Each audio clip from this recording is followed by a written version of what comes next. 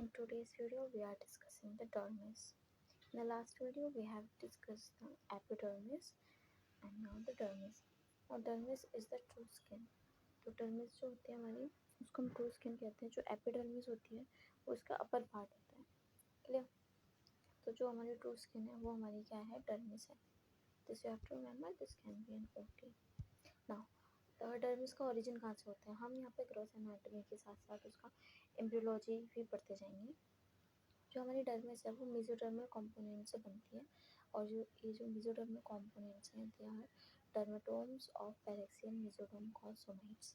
तो आप इजीली वजह से याद रखो कि जो सोमाइट्स होते हैं वो मेसोडर्मल कंपोनेंट्स हैं और उससे डर्मिस का ओरिजिन होता है. डर्मिस के अंदर क्या भरे हुए हैं? कनेक्टिव टिश्यू होते हैं और डर्मिस किसके नीचे है? एपिडर्मिस के नीचे पाई जाती है. डर्मिस के अंदर क्या क्या चीज़ें पाई जाती हैं? इसमें ब्लड वेसल्स पाई जाती हैं, लिम्फ वेसल्स होती हैं, nerve fibres, hair follicles, sebaceous gland, sweat glands, bundles of collagen fibres and network of reticular fibre. ठीक है, तो ये सारे कनेक्टिव टिश्यू में collagen fibre, reticular fibres. As you can see here in this picture, the epidermis, this is the epidermis जो कि upper part है.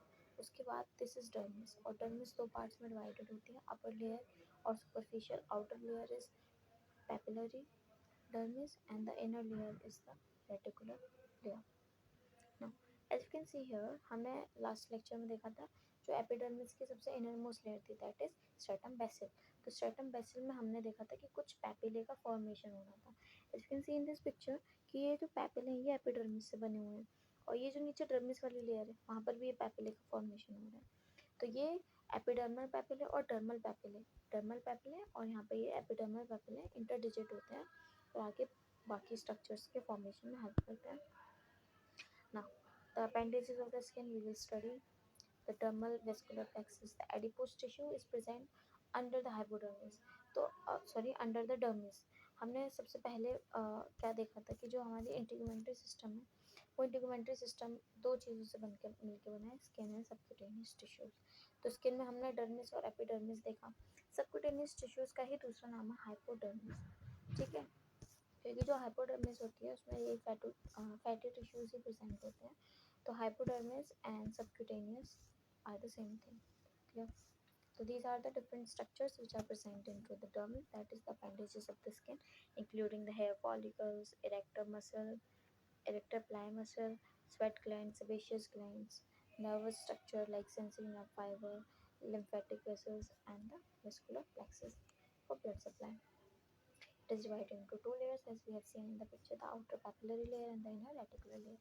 जो outer layer है, see, ये देखो पैपिलरी लेयर, ये इतनी छोटी सी जो पैपिलरी लेयर है जहाँ पर अपने को क्या देखने को मिल रहा है? डर्मल पैपिले और एपिडर्मल पैपिले इंटरडिजिट हो रहे हैं. ठीक है, सिर्फ इतना ही. It forms the finger like projection of the different shape and sizes. तो जो हमारे पास आउटर पैपिले है वो क्या बना रही है? फिंगर लाइक प्रोजेक्शंस को बना रही है और ये finger like projection different shape and sizes के हैं और इन फिंगर लाइक प्रोजेक्शंस को हम क्या कह रहे हैं? They are known as the dermal papilla. Clear? Now dermal papillae interdigit with the dermal projections of the epidermal papillae. तो अभी जैसे कि हम इस पिक्चर में देख रहे हैं कि ये जो एपिडर्मल पैपिले हैं और डर्मल पैपिले हैं वो आपस में इंटरडिजिट हो रहे हैं. This clear? Okay. Now the next structure that in the papillary dermis it contains the nerve endings of touch receptors and blood vessels and lymphatics.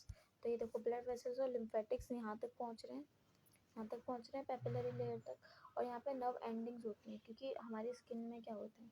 Touch का परसेप्शन होता है तो उसको परसीव करने के लिए कुछ नर्व फाइबर्स यहाँ पर प्रेजेंट होते हैं. ठीक है, endings of the touch receptors के जो नर्व फाइबर्स हैं वो पैपिलरी लेयर में एंड हो रहे होते हैं. तो this was about the papillary layer of the dermis. Now we are studying the inner layer of the dermis that we call the reticular layer. Now reticular layer is a deep layer. It binds the skin with the hypodermis or subcutaneous. तो hypodermis बोल दो, subcutaneous बोल दो, subcutaneous बोल दो, they are the synonyms. तो जो deep layer है वो क्या कर रही है? स्किन को और अंदर हाइपोडर्मिस से कनेक्ट कर रही है. It is compose of the bundle of collagen fibre. तो यहाँ पे काफी सारे कोलेजन फाइबर्स हैं, लूज एरोलर टिश्यूज हैं, फाइब्रोब्लास्ट है, मैक्रोफेजेस हैं, प्लाज्मा सेल्स हैं, हिस्टोसाइट्स हैं, स्मूथ मसल्स फाइबर्स हैं like erector pilorum and erector pili. This is the muscle which is present here, and this muscle help in the erection of the hairs. तो ये तो ठीक है ना, नाम से ही समझ आ रहा है. Now hair follicles are also present in the papillary muscle, papillary the reticular layer. तो बस आपको इतना याद रखना है किस लेयर में क्या है. पैपिलरी लेयर में ज़्यादा कुछ नहीं है, ब्लड वेसल्स, लिम्फेटिक्स हैं and nerve endings of the touch receptors हैं. जबकि जो इनर रेटिकुलर लेयर है, उसमें क्या क्या प्रेजेंट है, हेयर फॉलिकल्स और बाकी अदर स्ट्रक्चर्स. ठीक है. Now this structure that you have to understand the panniculus carnosus. तो पेनिकुलस कैनोसिस क्या है, these are the skeletal muscle fiber of the cutaneous muscle present in some animal. देखो होता क्या है कि जो पेनिकुलस कैनोसिस है ये हर एनिमल स्पीशीज में प्रेजेंट नहीं होते हैं. ये स्केलेटल मसल फाइबर्स होते हैं, मतलब ये वॉलेंट्री होते हैं. और ये मसल फाइबर्स कहाँ से आ रहे होते हैं, क्यूटेनियस मसल, जो कि नीचे सब क्यूटेनियस है तो वहाँ पर कुछ मसल्स प्रेजेंट होते हैं. तो वहाँ से कुछ स्केलेटल फाइबर जो हमारी रेटिकुलर लेयर है डर्मिस की, वहाँ पर आते हैं. ठीक है.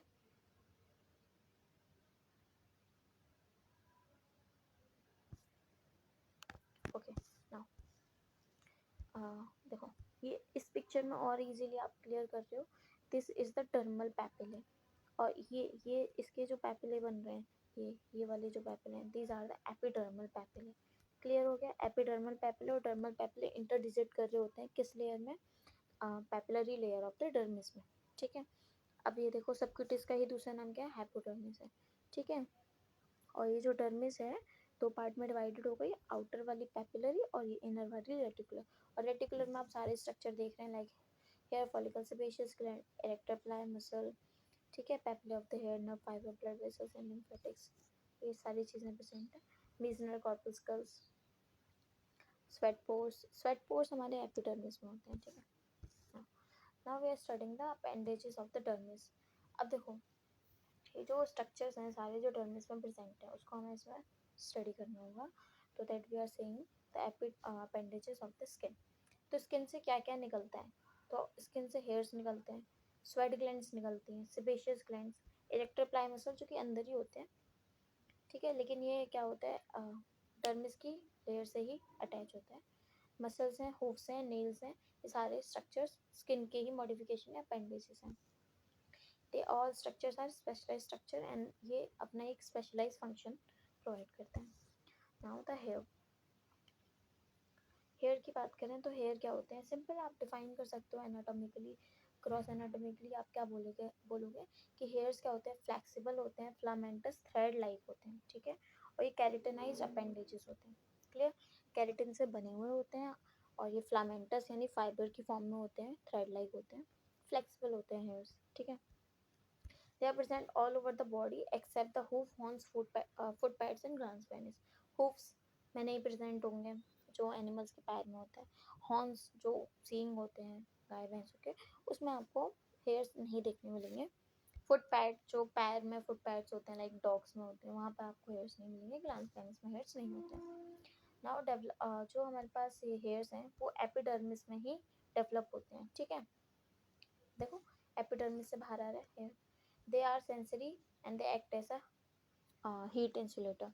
होता क्या है कि हेयर्स क्या होते हैं, हीट को इजीली बॉडी से बाहर जाने नहीं देते हैं, तो ये इंसुलेटर की जैसे वर्क करते हैं. And they are sensory. Hair जो होते हैं, जैसे डर लगता है तो इरेक्शन ऑफ द हेयर हो जाता है, तो ये सेंस भी करते हैं. ठीक है. Now as you can see hair, तो हेयर के ना स्ट्रक्चर ऑफ हेयर में दो पार्ट्स होते हैं हेयर का. एक होता है आउटर मोस्ट शाफ्ट और अंदर की तरफ होता है हेयर रूट. जो हमें विजिबल पार्ट होता है, outer free visible part is called the hair shaft, और जो embedded into the dermis that we call the hair root. तो you can see in this picture, ये पूरा part is hair root which is embedded in the dermis, और this upper part visible part we call the shaft. Now the हमारा shaft है वो कहाँ से निकल रहा है, एपिडर्मिस से ही निकल रहा है. और जो हेयर वाला ये जो बाहर वाला पार्ट है और ये जो पूरा अंदर तक हेयर वाला पार्ट है, इसमें तीन चीज़ें होती हैं, तीन पार्ट्स होते हैं इसके. क्यूटिकल आउटर मोस्ट होता है, देन कॉर्टेक्स एंड मेडुला. ठीक है.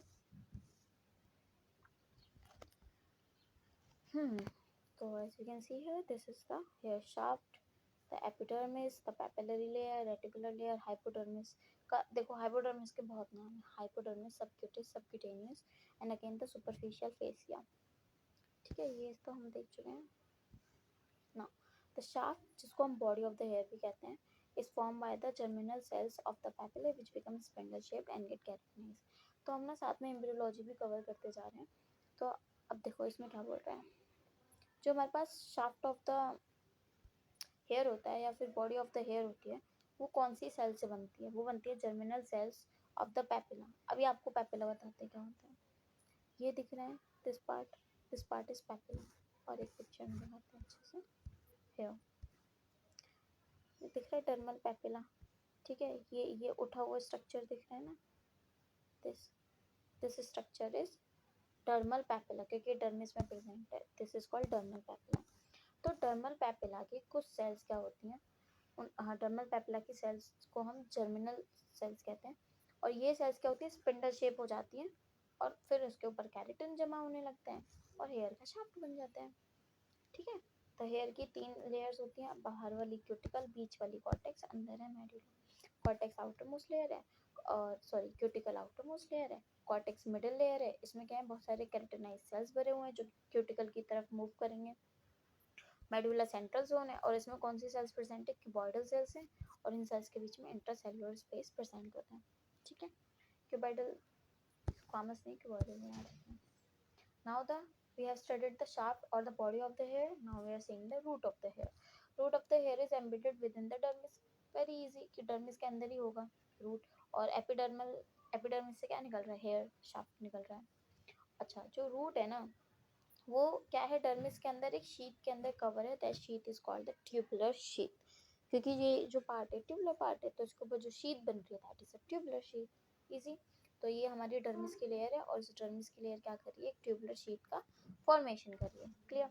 अब ये जो ट्यूबुलर शीट है, ये जो इसका टर्मिनल पोर्शन है वो कप शेप्ड है, ठीक है, और थोड़ा सा एक्सपेंडेड है, तो उसको हम क्या कह रहे हैं, हेयर बल्ब कह रहे हैं। So what is the hair bulb, hair bulb is the cup shape expanded terminal end, ये ई एन डी होगा, ठीक है, ठीक है, ये क्या हो जाएगा, ई एन डी,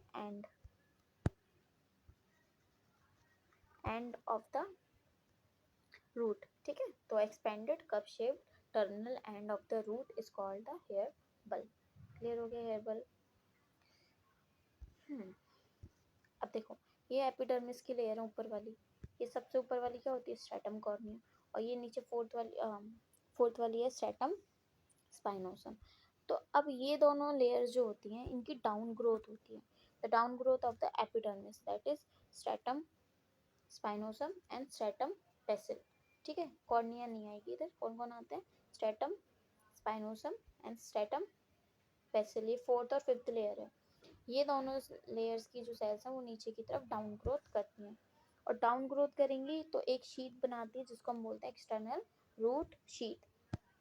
अभी जो एक्सटर्नल रूट शीट है, this is derive from the stratum corneum and stratum spinosum. समझ में आ रहा है, देखो ये शीट बना रही है, और शीट को बाद में और कौन कवर कर, और भी सेल्स, एक्सटर्नल रूट शीट अभी फोटो देखेंगे, उसमें ना काफ़ी सारे सेल्स का अरेंजमेंट होता है।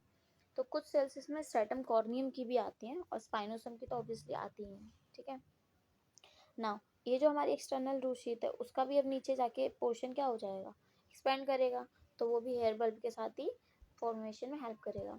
अब क्या होता है, इंटरनल रूट शीट बनेगी उसके बाद। Internal root sheath it is composed of the cuticular granular pale epithelial layer. तो ये जो हमारे पास मिडिल में जो लेयर है, जिसको हम इंटरनल रूट शीट कह रहे हैं, ये क्या हो रही है, क्यूटिकल मतलब कि ग्रेन्यूल्स की भी हो सकती है, और एपिथेलियल लेयर है, ये एपिथेलियल सेल से बनी है। ग्रेन्युलर भी हो सकती है, या फिर पेल कलर हो सकता है, और क्यूटिकल हो सकता है। चलो अब देखो, तो ये ब्लू वाला क्या है, रूट शीट है, ठीक है, जो कि डर्मिस से बनी है। फिर ये ब्लैक वाले दो पार्ट बनेंगे, external root sheath and internal root sheath. Orange वाली इंटरनल रूट शीट है, और सॉरी ब्लैक वाली इंटरनल है, और ऑरेंज वाली एक्सटर्नल है, क्या हो, ठीक है ना। एक्सटर्नल रूट शीट बाहर की तरफ होगी, इंटरनल रूट शीट अंदर की तरफ होगी, ठीक है। अब क्या होता है कि अब धीरे धीरे क्या हो रहा है कि हेयर बल्ब के अंदर हेयर पैपिला का डेवलपमेंट होगा, और हेयर पैपिला में क्या है, मीजोडर्मल सेल्स हैं, मीजोडर्म एक्टोडर्म वही वाली चीज़ें, ठीक है। तो मीजोडर्म की कुछ सेल्स क्या करते हैं, हेयर बल्ब के अंदर इन्वेजिनेट करती है, और एक पैपिला का फॉर्मेशन करती है, that we call the hair papilla. अब क्या होता है, इस हेयर पैपिला के ऊपर ना काफ़ी सारी सेल्स होती हैं, ठीक है। ये जो पर्पल वाली सेल्स आपको दिख रही हैं, पर्पल वाली cells, they are these cells are forming the germinal matrix. तो जर्मिनल मैट्रिक्स क्या है, क्लस्टर ऑफ एपिथेलियल सेल्स, यहाँ पर एपिथेलियल सेल्स ये प्रेजेंट है, and these epithelial cells containing a fluid, और ये फ्लूइड कहाँ से आ रहा है, हेयर पैपिला से ही आ रहा है, और यही हेयर की ग्रोथ करवाएगा। क्लियर हो गया। तो जर्मिनल मैट्रिक्स में क्या है, एपिथेलियल सेल्स है जिसके अंदर टिश्यू फ्लूइड भरा हुआ है, और ये फ्लूइड कहाँ से आया, हेयर पैपिला से आया है, और ये जो टिश्यू फ्लूइड या फिर जर्मिनल मैट्रिक्स है that is responsible for the growth of the hair. बाल छोटे होते हैं फिर धीरे धीरे बड़े होते हैं, ठीक है। ओके ये जो ग्रीन वाली सेल्स हैं, ये ग्रीन वाली सेल्स क्या कर रही हैं, बॉडी ऑफ द हेयर को प्रोड्यूस कर रही है, जैसे हमने देखा था बॉडी ऑफ द था ना इधर, बॉडी ऑफ द शाफ्ट, और बॉडी किससे बनती है, तो they are made up, shaft of the body, ये रहा, शाफ्ट किससे बनता है, जर्मिनल सेल्स ऑफ पैपिला। तो पैपिला की ही सेल्स क्या होती हैं, ऊपर की तरफ स्पिंडल शेप्ड होती हैं, फिर बाद में उनमें कैरेटिन आ जाता है, कैरेटिन आ जाता है, और यही क्या बनाती हैं, बॉडी ऑफ द हेयर बनाती हैं। क्लियर। अभी आता है कि हेयर फॉलिकल क्या है।